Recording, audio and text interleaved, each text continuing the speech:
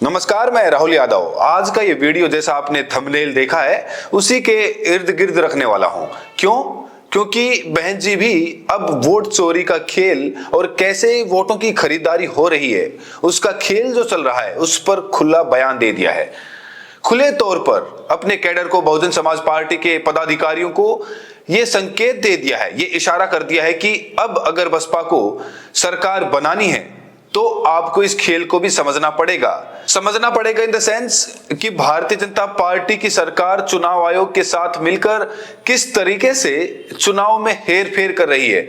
Machine की बदौलत हो, चाहे एसआईआर की बदौलत हो, चाहे सरकारी मशीनरी के दुरुपयोग की बदौलत हो, जैसा बिहार में हुआ।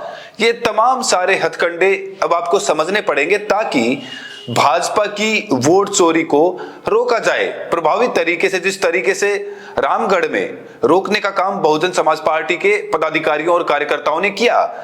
आज के इस वीडियो में मैं एसआईआर से जुड़ी हुई कैसे खेल हो रहा है पूरे देश में एसआईआर का, किस तरीके से भाजपाई जो हैं दबाव बना रहे हैं बीएलओज पर, वो खबर आपको बताऊंगा।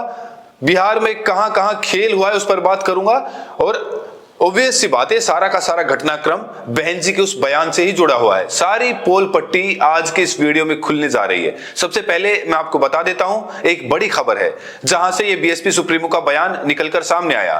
देखिए, बहुजन समाज पार्टी की सुप्रीमो इस समय देश की राजधानी दिल्ली में है और दिल्ली में वो लगातार कैडर की बैठकें ले रही हैं। बीते दिनों हरियाणा, पंजाब, चंडीगढ़, इन राज्यों की बैठक उन्होंने की और लगातार बैठकें कर ही रही हैं।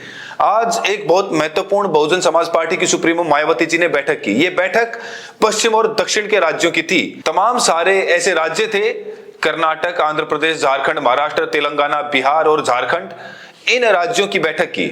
इस बैठक में कई महत्वपूर्ण दिशा निर्देश दिए गए। बिहार के जो नवनिर्वाचित बसपा के विधायक हैं उनसे भी मुलाकात हुई। बिहार के प्रभारी और तमाम बसपा के राज्यसभा सांसद रामजी गौतम भी उनके साथ मौजूद थे और वो फोटो तस्वीरें आप अपनी स्क्रीन पर देख सकते हैं। ये बैठक की तस्वीरें हैं जब ये बैठक ली गई। लेकिन सबसे महत्वपूर्ण ये तस्वीरें नहीं, सबसे महत्वपूर्ण जो बहन जी ने बैठक में कहा वो है। और उसमें जो सबसे बड़ी बात उन्होंने कही वो एसआईआर को लेकर, वो वोट चोरी को लेकर थी। देखिए, 5 पॉइंट में बीएसपी सुप्रीमो की सारी बैठक का लबोलुबाब है, लेकिन उसमें जो तीसरे नंबर का पॉइंट है वो आप देखिए। मैं आपको दिखाने की कोशिश करता हूं उसमें क्या बताया गया है। बताया गया है कि वोटर लिस्ट के सघन पुनरीक्षण यानी कि एसआईआर, स्पेशल इंटेंसिव रिवीजन के प्रति गंभीरता से ध्यान देने की इस पर बल दिया गया है। यानी मायावती जी ने कहा है कि जो एसआईआर देश भर में हो रहा है, चुनाव आयोग जो करा रहा है, इस पर बहुत माइन्यूट नजर रखनी है। अपने मतदाताओं को जागरूक करना है, एसआईआर के बारे में बताना है, कैसे अपना नाम, फॉर्म का क्या पूरा सिनेरियो है उस सब के बारे में समझाना है। और तमाम सारे राज्यों में बसपा के पदाधिकारी सब कर भी रहे हैं। उत्तर प्रदेश में बसपा ये काम बड़ी शिद्दत से कर रही है और बाकी राज्यों में भी उन्होंने यही बात कही, यानी कि जो एसआईआर है उसको गंभीरता से ध्यान देने की जरूरत है। और ये भी कहा कि अभी जो वर्तमान में आम चुनाव हुए या बिहार के विधानसभा चुनाव हुए, चौथे नंबर का पॉइंट देखिए क्या बताया कि कई राज्यों में, और अब बिहार विधानसभा चुनाव के जो नतीजे आए वो चौंकाने वाले और इनसे सबक सीखने की जरूरत है। जहां, ये बहुत इंपॉर्टेंट है, जहां सत्ताधारी पार्टियां पहले ही धन बल आदि से चुनाव प्रभावित करती थी, किंतु अब सरकारें सरकारी धन, गौर कीजिएगा, सरकारी धन की बात करने वाला हूं इस वीडियो में, 41,000 करोड़ रुपया, कितना? 41,000 करोड़ सरकारी रुपया वोट खरीदने के लिए नरेंद्र मोदी की और केंद्र की, नरेंद्र मोदी की सरकार और राज्य की नीतीश कुमार की सरकार ने खर्च किया है। उसके बारे में भी बताऊंगा। अभी इंडिया टुडे की पूरी रिपोर्ट है, उस पर भी आएंगे। तो ये उसमें उन्होंने कहा कि अब जो सरकारी जो पैसा है उससे भी चुनाव को अपने पक्ष में प्रभावित कर रही है और ऐसे में चुनाव जीतने की चुनौती अब पहले से कई गुना ज्यादा बढ़ गई है। देखिए, ये सबसे ज्यादा इंपॉर्टेंट बात है। एक बात उन्होंने और कही कि जो 6 दिसंबर को कार्यक्रम होने वाला है, उन्होंने ये कहा कि दिखावे, जो तमाम सारे ऐसे दल हैं जो दिखावे के लिए करते हैं, वैसा नहीं, ऐसा महापरिनिर्वाण दिवस का कार्यक्रम होना चाहिए जिसमें ये फील आए, ये सेंटिमेंट बने कि ये लोग असली मिशनरी हैं और असली बाबा साहेब के अनुयायी हैं। तो ये भी उन्होंने आदेश दिया। लेकिन तीसरे और चौथे नंबर का जो पॉइंट है, मुझे लगता है कि इस पर बात करने की बहुत ज्यादा जरूरत है, क्योंकि हाल फिलहाल में जो बिहार का विधानसभा चुनाव दोस्तों हुआ, उसमें अलग अलग तरीके के आरोप लग रहे हैं, उस पर आऊंगा। लेकिन अभी जो एसआईआर चल रहा है उसकी बात करता हूं। एक छोटा सा केस लेते हैं। उत्तर प्रदेश में यह कहा जा रहा है, यह खबर निकल कर आई है कि जो चुनाव आयोग ने कहा है कि 2003 की जो सूची है उसको निकालिए, उसको डाउनलोड करिए और उसी के आधार पर एसआईआर करवाइए।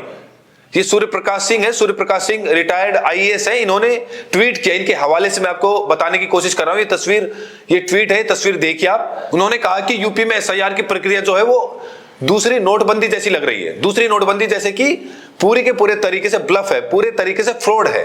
कह रहे हैं कि 2003 की वोटर लिस्ट डाउनलोड करो और 20 साल पुराने नाम एपिक नंबर 2, जो एपिक नंबर है, ईपीआईसी नंबर, उसको खोजकर फॉर्म भरो। अब ये आम जनता से और बीएलओ से ये बात कही जा रही है। एक बात बताइए, आम जनता इतनी जागरूक कब से हो गई? गांव खेड़े की जनता इतनी जागरूक कब से हो गई? पर असल सवाल इसमें पूछा गया कि गांव का बुजुर्ग, महिला, मजदूर, अनपढ़ व्यक्ति ये लिस्ट कहां से लाएगा? गांव में नेट नहीं है, इंटरनेट नहीं है, ये व्यवहारिक नहीं है। एक बीएलओ पूरे गांव का फॉर्म कैसे भरेगा? 2003 की लिस्ट कौन देगा? जैसे नोटबंदी में कैश जमा कराने वाले दलाल बन गए थे, यहां फॉर्म भरवाने वाले एजेंट पैदा होने तय है। 4 नवंबर से 4 दिसंबर तक इतनी जल्दबाजी क्यों? क्योंकि 1 महीने तक ही ये खुला रहेगा, स्पेशल विंडो ऑनलाइन खुली रहेगी। यानी कि यहां पर भी जो चुनाव आयोग है, जो भारतीय जनता पार्टी के एजेंट की तरह चुनाव आयोग एसीआई प्रमुख हैं, एक तरीके से काम कर रहे हैं। यहां भी एक फ्रॉड की बड़ी सी विंडो खोल दी है ताकि आगे जब इन पर सवाल हो तो ये अपने मुंह से ये बात कहने लगे कि भाई हमने तो खोल दिया था, 1 महीने के लिए तुम नहीं कर पाए तो हम क्या करें। लेकिन सबसे बड़ी बात यह है कि वोटर को कैसे जागरूक करेंगे, कौन जागरूक करेगा? चुनाव आयोग खुद ही एक तरीके से दलाल पैदा कर रही है, चुनाव के दलाल। और दूसरी एक और खबर, किस तरीके से प्रभावित किया जा रहा है, बीएलओ पर इतना दबाव है कि वो सुसाइड करने पर मजबूर है। ये दैनिक भास्कर की खबर है, देखिए। वोटर लिस्ट रिवीजन, केरल और राजस्थान में बीएलओ ने खुदकुशी की, परिवार वाले बोले काम का दबाव था। 12 राज्यों में अब तक 49 करोड़ फॉर्म जो भरे हैं। ये दोस्तों एसआईआर की स्थिति है। ये जो बीएलओ दोस्तों जिन्होंने सुसाइड किया, राजस्थान में मुकेश जांगिड़, केरल में अनीश झा और मध्य प्रदेश में भी उदय भान सिहारे, ये तमाम सारे ऐसे बीएलओज हैं जो सुसाइड कर रहे हैं और आरोप लगा रहे हैं कि एक बहुत बड़ा दबाव है भारतीय जनता पार्टी के नेताओं का।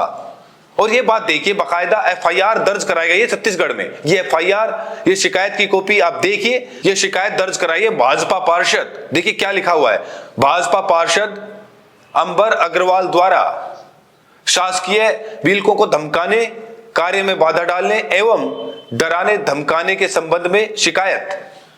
ये छत्तीसगढ़ में एक महिला बीएलओ ने ये शिकायत की, ऐसा बताया जा रहा है। और बीएलओ ने कहा है कि भारतीय जनता पार्टी के नेता जो हैं वो अपने हिसाब से एसआईआर करने का दबाव बना रहे हैं। इस तरीके की भी तस्वीरें सामने आई हैं। तो आप ये सोचिए कि एसआईआर के नाम पर कितना बड़ा खेल हो रहा है। बिहार में भी देखिए, लगभग 150 ऐसी सीटें हैं, 150, बिहार की 150 ऐसी सीटें हैं। ऐसा दावा किया जा रहा है तमाम सारी रिपोर्ट्स में कि 150 ऐसी सीटें हैं जहां पर जो एसआईआर के बाद जिन विधानसभा सीटों पर जितने वोट बढ़े, लगभग उतने ही मार्जिन से, लगभग थोड़ा बहुत इधर उधर करके लगभग उतने ही मार्जिन से वहां पर भारतीय जनता पार्टी, जेडीयू और एनडीए के उम्मीदवार चुनाव जीते।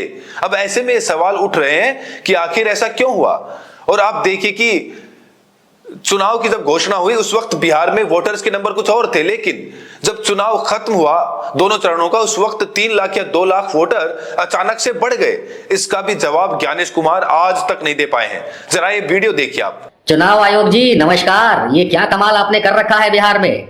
आपके हिसाब से बिहार में 7.42 करोड़ वोटर हैं, लेकिन 11 नवंबर 2025 वोटिंग खत्म हो जाने के बाद आप जो प्रेस रिलीज निकाल रहे हैं उसके हिसाब से 7.45 करोड़ मतदाताओं ने बिहार में वोटिंग की, मतलब 3 लाख ज्यादा ने कर दी। ऐसा कैसे हुआ? पहली बात तो ये। दूसरा इशू, इसमें आप ये बता रहे हैं कि 7.45 करोड़ मतदाताओं ने जो वोटिंग की वो कुल वोटर जितने भी हैं उसका 66.91% टर्नआउट है। तो कुल वोटर कितने हुए? 12 करोड़। 12 करोड़ वोटर होंगे तब जाकर के आपका ये फिगर मैच करेगा। आपने गड़बड़ क्या की है ये आप देख लीजिए, लेकिन मेरे हिसाब से आपके आंकड़े गलत ही नहीं महागलत हैं। क्योंकि 100% वोटिंग दिखाने के बाद आप कह रहे हैं कि 67% वोटिंग हुई है। यदि 67% वोटिंग हुई है और आंकड़े नंबर्स के हिसाब से पूरा 7.45 करोड़ हो गया, तो फिर ये 67% क्या 12 करोड़ का है? 12 करोड़ वोटर थोड़ी ना बिहार में। अब आप ये समझ गए होंगे कि किस तरीके से इतना बड़ा खेल चल रहा है। अगर नहीं समझे हैं तो आपको खेल का ये प्रयोग का एक और उदाहरण दिखाता हूं। जरा ये तस्वीरें देखिए। ये बिहार के वो महारथी हैं जो भारतीय जनता पार्टी और एनडीए गठबंधन से ताल्लुक रखते हैं। इसमें दो चेहरे ऐसे हैं जो कल उप मुख्यमंत्री पद की शपथ लेने जा रहे हैं। अब इनके वोट्स के नंबर देखिए, 1,22,480, 1,22,408, 1,22,491, 1,22,494।